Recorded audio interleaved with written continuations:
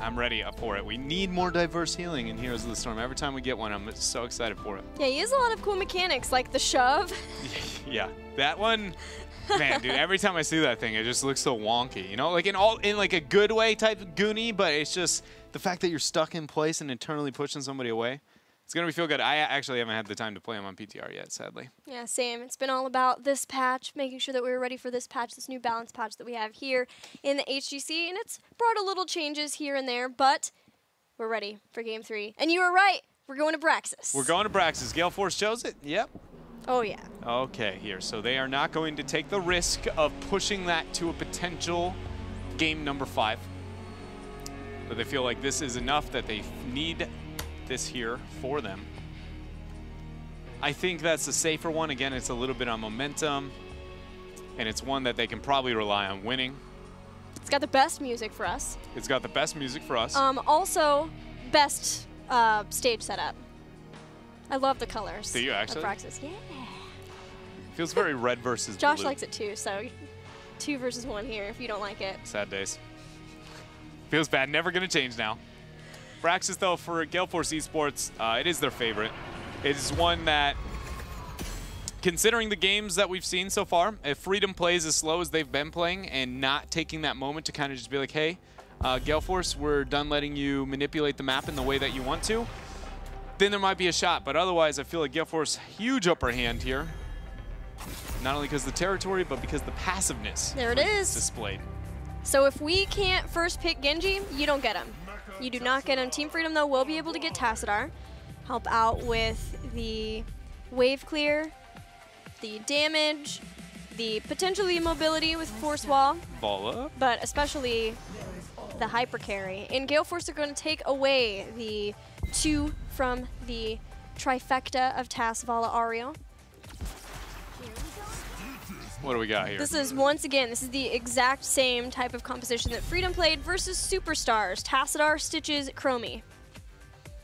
Oh, man. This is the exact same, huh? Mm-hmm. With even the but it was Stitches, Chromie were swapped, but otherwise same 3. But extremely passive 3-man. Semi-effective 2 in that game, if I'm recalling correctly off the top of my head. I remember being very unimpressed with the laning setup of Freedom. Tasta Haka top versus Zagara Chen. Yeah, that was where I was just like, okay, Superstars should be able to body this a lot harder. They were passive, right?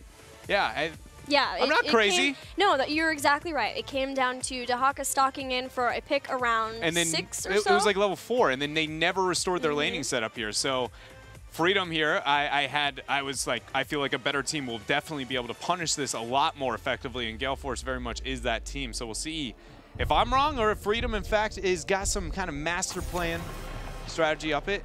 Ooh, that came out of nowhere. Probius ban? No Tomorrow versus Gale Force. Was that No Tomorrow versus Gale Force where they played that? Where we saw the Probius come out? Yes.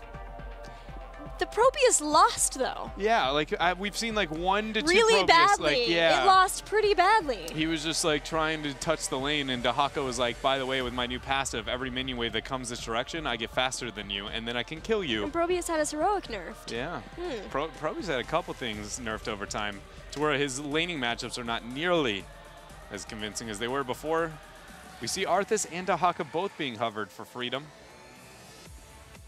For me, the Dahaka doesn't stand out that much as like a ban here, right? Even though Dahaka used to be, I mean, mainstream of BRAXIS holdout. With how North America plays this map, like solo laners don't have value. No, it's not a 1-4. It's not a 1-4. So the ones I like this are not better. worth of the ban. I like that a lot better. I completely agree. It's just, it's not, Freedom's not the only team that's been doing it. I've just been really surprised that we keep worrying about 1-4s when we're not running 1-4s. Like, who cares about them anymore? So it's nice to see that flex here for Freedom, going more towards the support and removing Uther. Now, I wonder if Gale Force will still want a double support with something like a Brightwing. Pick Malf. If you take one, I want it to be Malf. I do not give Stitches and Malfurion synergy together. Like, it's if you've denied the Uther, you take away the Malfurion, and that suddenly makes Stitches that much more crippling. And let's be honest here, Gilly, we finally got to see a North American team bust out Twilight Dream. It is insane still. It's still a game winner. It is really, really good. He has a lot of threat when it comes to the minions. Moonfire, like, I'm not a huge Malf advocate, but for it sounds like you are, though. The circumstances that we've seen it, he has more of a place than we've seen in North America. I know that much. is he's seen almost nothing. It's like when we absolutely have to. I don't know, though. Gale Force, I feel like if they were to take another support, it would be Brightwing. Yeah, it's not. Because of the global, the mobility that she has the mobility she provides to the team. Brightwing Muradin. And the Muradin, of course. You keep, you know, no matter how many drafts we go through, I still only can just throw out my heart there, Gilly. Oh, no, I totally respect it. And I definitely understand wanting to take away Malfurion with Stitches. I just figured it would probably be Brightwing. Yeah, and we didn't even touch on Muradin either and how central he is to the old strat. To the old strat. The old Gale Force strat. The old roundabout, rope-a-dope, whatever you're going to call this strategy. We haven't really come up with a nickname for it. It's just because it's more of a rotation idea. There you go. Yeah, but that wasn't the team that was supposed to pick it. I'm just trying to help you out. What do we got for the last pick here on the side of Gale Force eSports? With the double support, they've already got the hype carry, somebody who can hold their own on a lane, be that kind of solo representative, or somebody a little bit more kind of all over the place when it comes to, what is it? No, I did raise my hand, but I realize now that that maybe looked like I knew what it was going to be. It's Mike? I think it's Mike. Yeah, it's Mike that we're still missing here. So, like, who's that off role that they want to go into? Like, is the Illidan still a viable option for them? I feel like not. What about Arthas? Arthas into Dahaka. If you're going to have that solo, you could potentially have Brightwing up there for a shift. She comes in, has a polymorph. Ooh. Or Unending Hatred. It's the Illidan. That would be another Gale Force pick, definitely. Yeah.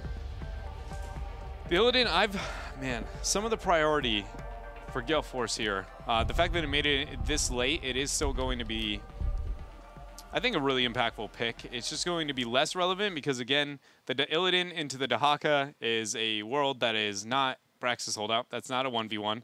I've just been surprised at like how good Illidan is in a 1v1 in Dahaka, but Dahaka is still so first pick in North America. Then nobody's Illidan countering automatically. Arthas is kind of the, at least I can trade well into it. It seems like that's kind of North America's answer, where other parts of the world is the Illidan. So that's why I was like, there's no world where Gale Force goes, now is the time to venture into the Illidan department. A lot higher risk, I felt like, but then they end up still committing. It's one of those where the world has told me that this is not an insane pick, but North America hasn't been doing this for 3 to 4 weeks, so I just assume it's never going to happen, and then they still end up committing to it. So strange to see the kind of fluctuation, but one, I'm not disappointed in. I think Illidan, anytime I can get him into a Dahaka, I'm like, yeah, make Dahaka useless. Yeah, replace the Brightwing with an Uther and maybe a different warrior, and you would have a very E-Star composition. And who loves E-Star compositions more than Fan? I think just about nobody. So we'll see how Gale Force eSports can pull off the composition. You. If they, it's Fan and then me right here, just right behind. Let's get into the game. Game number 3 on BRAXIS holdout between Gale Force eSports and Team Freedom.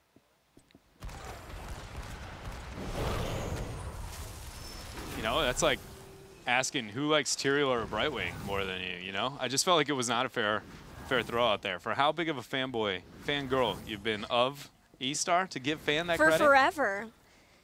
Well, you know, I was giving our teams some credit. Fan has been drafting a lot like the teams, the mid-season brawl, and especially like E-Star with pulling back the Vala Ariel Uther, but honestly, a whole lot of teams in North America have been playing that more. Even in Death loves that composition, having the Vala double support and the Illidan too, and that is one of their faves. Call me crazy. I can't recall exactly off the top of my head. I want to say, first glance, last time Freedom ran this, it was Shando's Clarity at 1. Do you know that? You're really okay, I might be wrong. Let me tell you. I don't think it was Moonburn though. Let me put it this way. I know that at some point in North America, I remember recalling a very awkward laning phase in the early parts of the game that had a Chromie and a Malfurion together, and it was both with the mana at level 1, but then also with Shando's Clarity on Malfurion. And yes, I was just because like, they took Mobius Loop over Dragon's Eye. Exactly, and the whole time I was sitting there going like, why do both of you need to give that mana? Like, a lot of people underestimate how much like mana Chromie actually costs when you take this talent. It's pretty much nothing. Her spells are extremely efficient. Yes, she can go but like the rate at which she does go is so very slow compared to most heroes. So I was so confused at seeing that together on a map where wave clear is huge. But now we get the Malfurion Moonburn, and we still in fact see the same level 1 coming out from Chromie. Maybe that means that we'll have the adjustment of Dragon's Eye at level 7. Hopefully. And the biggest thing for me is just to not see that overcommitment towards the Mana Fear, and a little bit more into the Malfurion with the Moonburn, because again, Moonburn is just neglected all throughout North America. Nice polymorph here up on top, no dimensional shift left, and he's gonna need it. He goes down. Kure nearly got the counter kill on Michael Udall, but not quite. So Team Freedom losing out on first blood, but running the laning phase that we saw from them before, which has having Tassadar and Dahaka together in the top lane, and Gale Force has responded in kind by having Muradin and Brightwing and Illidan up there too, with Brightwing going up. So we'll see how Gale Force wants to continue with the laning phase, especially since we know that they like to roam around with Muradin and steal beacons away from the backside, really from their opponents. So he's going to start to cycle back down to the bottom. Just keeping them busy here. All the members of Gale Force, we got K1 Pro and Fan down there, just ridding of the minion wave, dodging the Chromie damage. This is all their goal is Cap just try to be a distraction, be a nuisance elsewhere, and eventually get an Akka phase teleport, usually gonna get a kill with that. And that's where you see the Shrine Dance of Gale Force Esports, but Freedom so far is doing a lot better job of dealing with that with this 3-2 split. Yeah, they are. King Caffeine has to rotate up just to try to get one of the beacons. But in that amount of time, 36% was channeled, and Vala gets taken out. Team Freedom probably got a hook there with the follow-up. Yeah, this is not good for Gale Force Esports. They're losing both the top lane and the bottom lane. And normally we have the phrase, if you lose the 1, you lose the 4, you're going to lose the game. But, I mean, now it's not so much a 1-4, but it's the same story. Lose top, lose bot. Things do not look good on BRAXIS. It's so amazing to be able to see the fact that Freedom here is even putting up this much of a fight early on against Gale Force Esports, because it seems like nobody can touch them on a map like BRAXIS. Team Freedom still picked Mobius Loop over Dragon's Eye for the Chromie. See what the rest of the sevens are as Team Freedom gets close to there. Kure is being body blocked for such a long time, but has the supporting of Dansky as well as himself, and is just fine trying to slow down Gale Force Esports and their push against the towers. Yeah, they're doing a very good job being able to stall that out. Now Fan, waiting on the sides, has shown himself now, and it's going to be a cycle pressure up to the top half for Gale Force Esports. What are they going to do? That solo Ariel has a camp pressuring. She can't leave, otherwise she gives up free damage. So Vala's going to cycle down, but that leaves a huge momentum swing here for Team Freedom if they cycle this rotation proper. Yeah, a lot of times when we see teams battle on BRAXIS Holdout, it's the team that isn't forced to make a lot of rotations that ends up being the team to win the first beacon phase, because they don't have to waste the time in transit. They have the better setup, and they force their opponents to respond, and in that amount of time they can take away beacons here and there and slowly get ahead. We saw the 35-36%. Now they've gone up a little bit more to the 46%. They're starting to get ahead in experience. They had a mercenary camp in the bottom. They're going to try to take back this bottom beacon again while Tassadar and Dahaka hold on to top.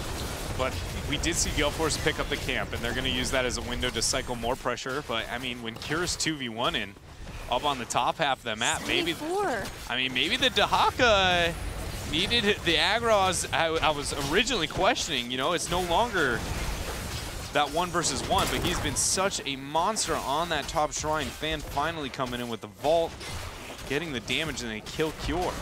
Gale Force Esports is going to lose out on the beacons unless, even if they're able to channel up to 100%, now they're still going to be dealing with a very large Zerg rush from Team Freedom. But what they have done well is being able to rotate up and pressure the lanes, the structures against Team Freedom. So they've still been able to get a couple of towers and the gate. Now they're starting to channel. Team Freedom is desperate to try to get Gale Force off of these points before Gale Force can catch up in beacons and undo the lead that Team Freedom would have been able to accrue, but it's just not enough. Yeah, and you suddenly see that that was a much better initiation there for Gale Force. And when it came to the rotations, like having the fact that they had the Illidan into the Dahaka with the Ariel backing it up, they committed the resources with a Brightwing, got a couple of percentage, but it's essentially Freedom is abusing the fact that they have a double mismatch in laning, and that Illidan is the key part to, I feel like, a lot of the laning on the side of Gale Force eSports, and you can't double the Illidan, so one of the two lanes is always going to struggle. Polymorph again. Dansky and Kier hanging out in the bottom lane now while the top is being held by Team Freedom, holding back the members of Gale Force. Even chasing down Muradin. Hook. Roots are there too. Gonzo. Those roots also are reducing the healing that someone's able to receive, which will come in very handy against the double support that Team Gale Force eSports has drafted. You know, we got ourselves a Skullcracker. Mm-hmm. I looked at that, but then I was like, oh, it's Calf. He's going to give him the axe. I mean, it seems strange, though. The Skullcracker without a Morales on the other side, there is no heavy channeled heroic whatsoever, or just even spell across the board. So I want to see what is his main focus. You know, I feel like he's going to be very, it's more than just I need the bonus CC to be able to get given the axe damage. I feel like this is a little bit more on, they want to try and get some kind of interrupt, whether it be onto the attempted Twilight Dream, maybe the Gorge or something of the like. Yeah. Gale Force have done such a fantastic job of being able to siege down towers and gates. Even though they haven't been able to get the beacons, they're still getting structures down, which is nice that they're able to realize that, hey, the beacons aren't going the way we would have liked, so we're at least going to make sure that we can get something else. Twilight Dream was used, Muradin did not go down. Yeah, I do want to commend Gale Force for that adjustment. The fact that in this game, their original thought of how the laning was going to work out didn't work at all. 92% was how much they gave up for free. The minute they started like accepting that that was not okay and the direction it was going, they made adjustments and they managed to obtain 38%. Yeah, that's not that impressive, but it's mainly the fact that they are not running the same thing over and over again until they end up losing the game. They mix it up, and yes, now Freedom has that 100% Zerg rush, but the 10 mark's been hit. Suddenly the entire game dynamic is shifted around after 10s. Now that's very true. We have the hunt again for Gale Force. It'll be Strafe to go along with Ariel, making sure that Vala can give that constant hope to her. Still Blink Heal though for Brightwing, so more of a supporting and mobility too for her over having Emerald Wind for something like boss fights, isolation. Dahaka is up against Illidan in the top, and Illidan is just freely hanging out on top of the fort while Dahaka gets rid of the Zerg there. But the push happening in the bottom, this is where Team Freedom starts to get ahead. Yeah, Illidan, such a monster into that Dahaka. Nice hook on the fan, force the Aegis, but I don't even think he can make it out after. He very much cannot. That is now another kill for Team Freedom as they move up to this keep. Gorge, they're going to walk it back, slowing sands. The Twilight, it's there, but Cap has already got off his avatar. He's going down. And knock face. Oh, look at that root, max range. That is the value there. That was without a Loon's Grace too. That was legitimately the last pixel possible to hit that root. And Collusion says, boys, I got this. We got Brightwing, and we got to keep. You know why I adore that Strangling Vines pickup so much too against the composition that Gale Force has is once someone shows with a Crystal Aegis, even if there's a hope bar afterward, you're going to reduce the healing off of that. And that enabled Team Freedom to be able to get so many kills with that phase. They get the first keep of the game. Whereas Gale Force were staying fairly even in experience, even in structures. With that Zerg rush, the hooks, the roots, everything that Team Freedom have at their disposal, they have climbed massively ahead in this game. Yeah, maybe, you know, regretting the Malfurion versus the Brightwing here, Gilly.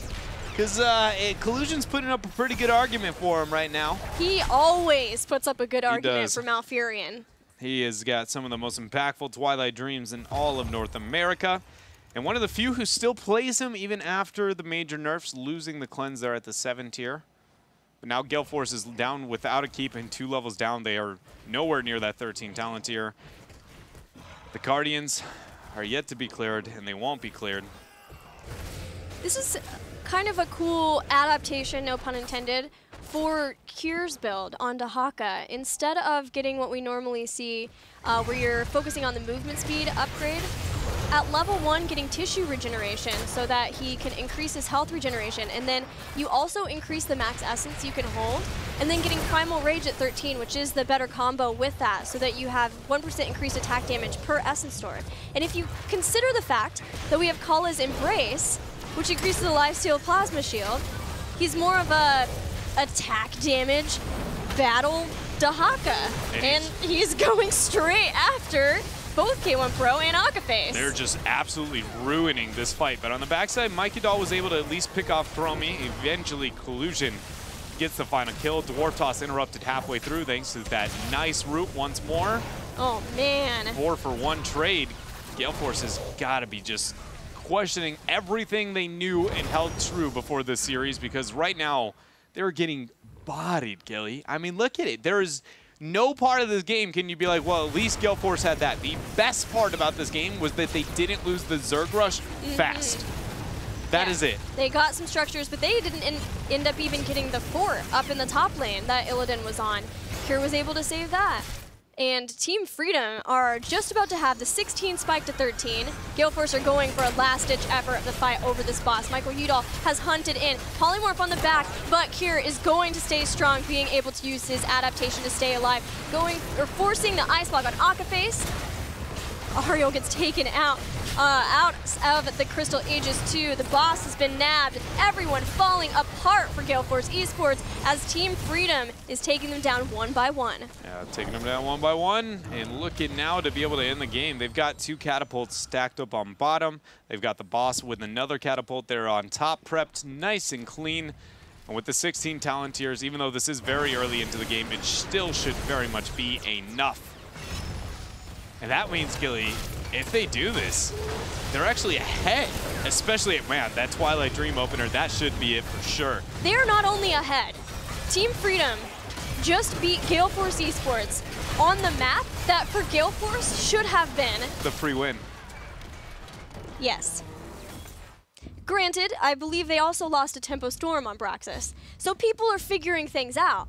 But that was the morale booster for Gale Force. That's we won last game, now let's get ahead in the series. Let's give ourselves the opportunity to have 2 wins up over our opponent and make our opponent sweat a little. And Freedom says, nah.